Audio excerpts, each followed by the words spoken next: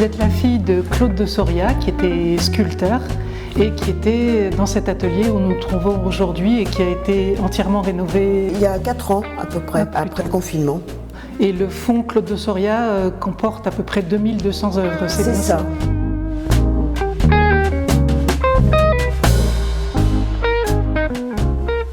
Quel a été le cheminement d'artiste de votre mère avant de devenir sculpteur? Si on remonte très loin dans le temps, elle a commencé en fait à dessiner très jeune parce qu'elle a eu la tuberculose et ses parents l'ont envoyée à Villard-de-Lans où elle était dans un home d'enfants pour respirer le bon air. On les obligeait à écrire à leurs parents tous les jours. Et je pense que ma mère devait parfois se dire que lorsqu'elle n'avait plus grand-chose à leur dire, c'était plus simple pour elle de dessiner. Et puis ensuite, elle a commencé à travailler et à apprendre la peinture à l'Académie de la Grande Chaumière. Avec André Lotte. Avec André Lotte, qui était déjà dans le 14e. Puis la peinture toujours avec Léger. Ensuite, ce qui l'a déterminée à devenir sculpteur, c'est l'apprentissage qu'elle a fait auprès de Zadkine. Elle avait son atelier pas très loin de celui-ci, puisqu'il était rue d'Assas et que nous sommes boulevard Raspail. Tout ça dans le secteur Montparnasse, où par ailleurs la famille habitait et où nous allions à l'école. Donc nous avons toujours vécu la famille dans ce quartier. D'accord, et l'atelier, elle l'a intégré en quelle année? L'atelier, elle l'a intégré en 1973. Ça avait été très certainement, dans les années 50, un atelier d'artiste, puisque les verrières au nord témoignent de la fonctionnalité du bâtiment. Mais lorsque ma mère a trouvé cet atelier, c'était un studio de judo. Donc c'était une ambiance complètement différente.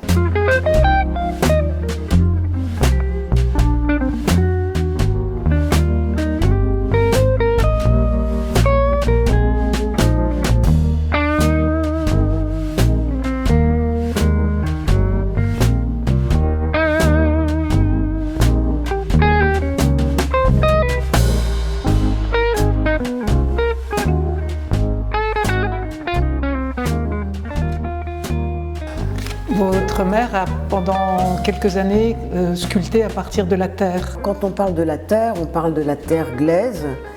Et cette terre glaise était probablement celle qui était à la disposition des étudiants, notamment chez Zadkine. La terre avait probablement un côté sensuel qui devait plaire à ma mère. Et donc, elle travaillait ce matériau en s'inspirant, comme on lui avait appris chez Zadkine, avec le modèle vivant. Elle s'est installée, son atelier était par la suite, lorsqu'elle s'est mariée, dans une pièce de notre appartement qui n'était pas très grande. Ça la gênait de faire venir des modèles posés pour elle. Et donc, elle a commencé à travailler la terre en faisant poser ce qui était le plus vivant possible, mais qui n'était pas humain, c'est-à-dire des fleurs, qui donc ont une période de vie et de mort comme l'être humain.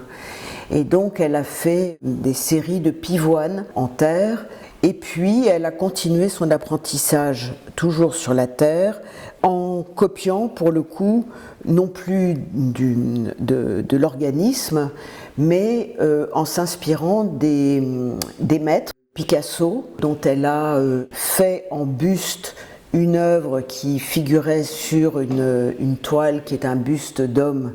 Elle voyait dans ce tableau, qui est effectivement terriblement sculptural, tous les gestes à faire pour une leçon de sculpture.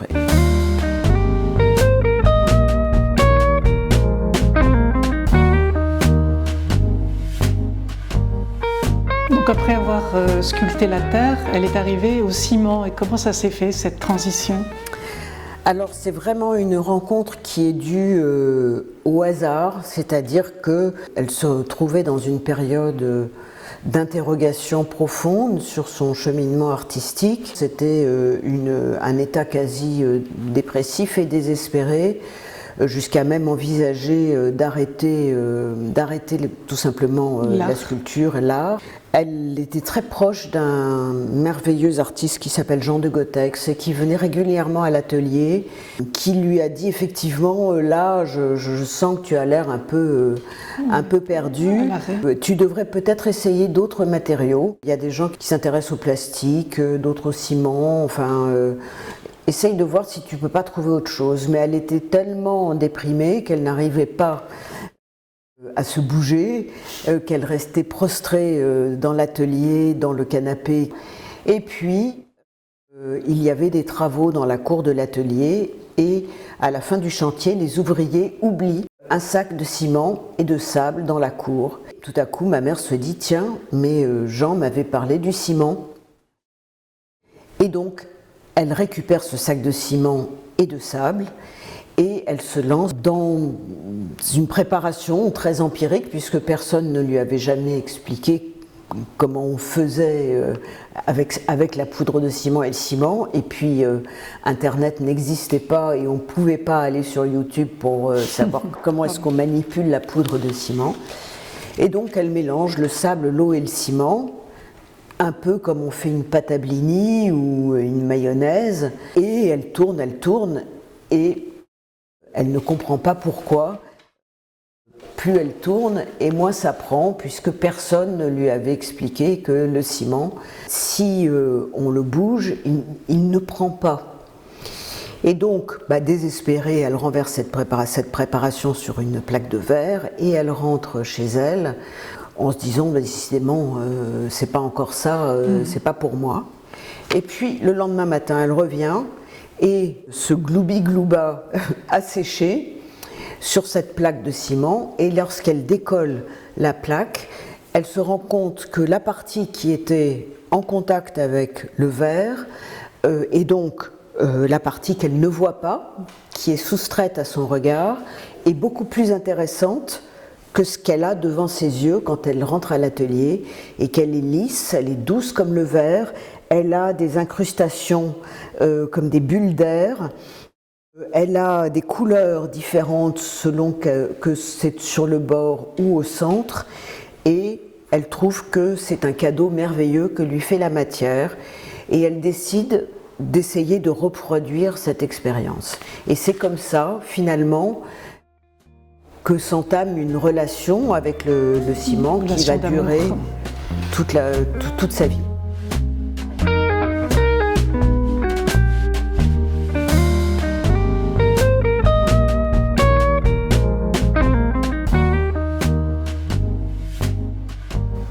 Quels avantages présentait le ciment pour elle, et puis aussi comment elle le travaillait, ce ciment?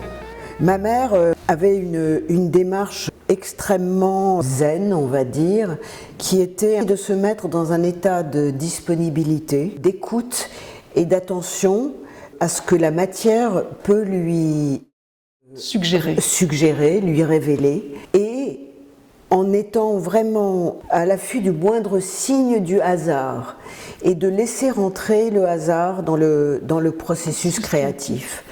Et donc, un peu pour reprendre, pour filer la référence culinaire, un peu à la manière des demoiselles Tatin, ce sont les erreurs ou les incidents dans les processus de création qu'elle met en place, par exemple dans cette série des lames, ou dans la série des boules, ou encore dans toutes les autres œuvres qui sont visibles dans l'atelier. Tous ces incidents ouvraient la porte vers une autre série, abordant d'abord les plaques, donc dans le prolongement de cette première expérience sur cette plaque de verre. Elle est passée du verre au plastique, au rhodoïde. Elle a fait des plaques, mais elle a aussi fait des ouvertures, c'est-à-dire des plaques avec un vide au centre.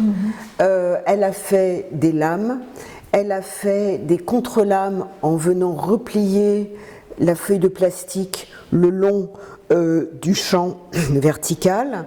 Elle a fait des tiges, des boules, en travaillant les boules à partir de 2 demi-sphères qu'elle assemble. Elle a fait une série très intéressante de nervures où là elle coule du ciment sur une toile et elle recouvre cette tranche de ciment d'une feuille de plastique et laisse l'air circuler entre le plastique et le ciment.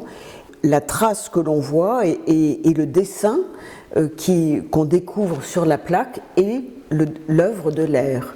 Et donc c'est d'une poésie assez extraordinaire. De la même manière, elle exploitera les plis du plastique pour faire une série presque baroque dans son esthétique qu'elle appellera les plis, où là vraiment on aura l'impression de voir des détails de sculpture qu'on pourrait retrouver dans des églises à Rome.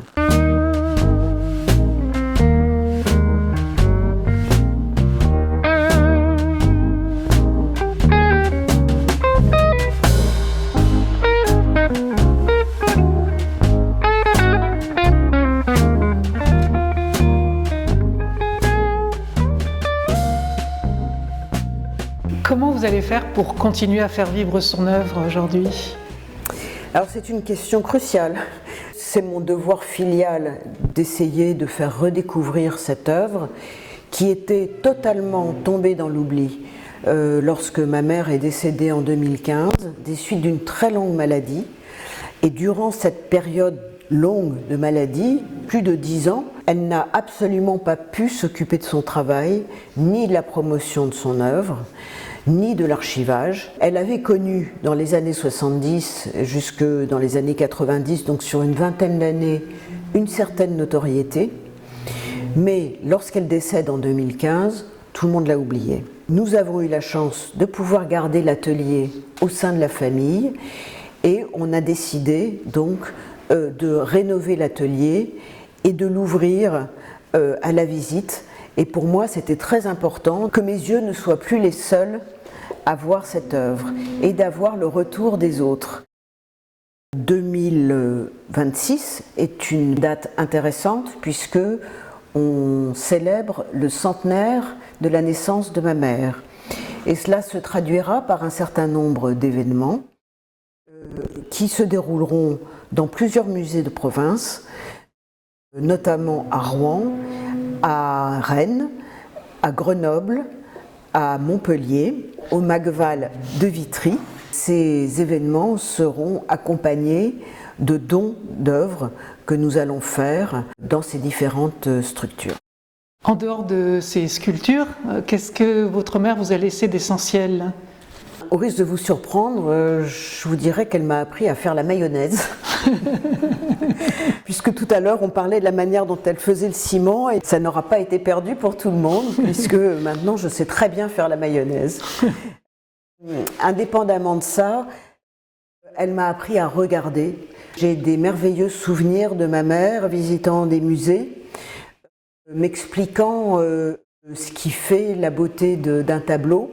J'ai aussi des souvenirs très admiratifs de ma mère visitant des musées et s'arrêtant par exemple devant des toiles de Léger et me disant tu vois ça, c'est une toile de Léger. Je dis bah, oui. Elle me dit ben non, enfin c'est pas Fernand ça c'est Nadia.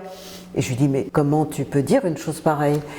Elle me dit écoute, quand j'étais dans l'atelier de Fernand et que j'apprenais la peinture, il y avait Nadia. Et Nadia travaillait pour son mari qui signait ses œuvres et faisait des tableaux de Léger. Et quand Léger trouvait les œuvres de Nadia réussies, il les signait. Mais, me dit ma mère, la proximité que j'ai avec l'œuvre de Léger me permet à moi de déceler les Légers de Léger et les Légers de Nadia. Bah écoutez, merci beaucoup. J'allais dire Claude, mais non, c'est Pascal. Non. On parle tellement de Claude que j'en perds mon latin. Voilà, bah merci beaucoup en tout cas. Merci à vous.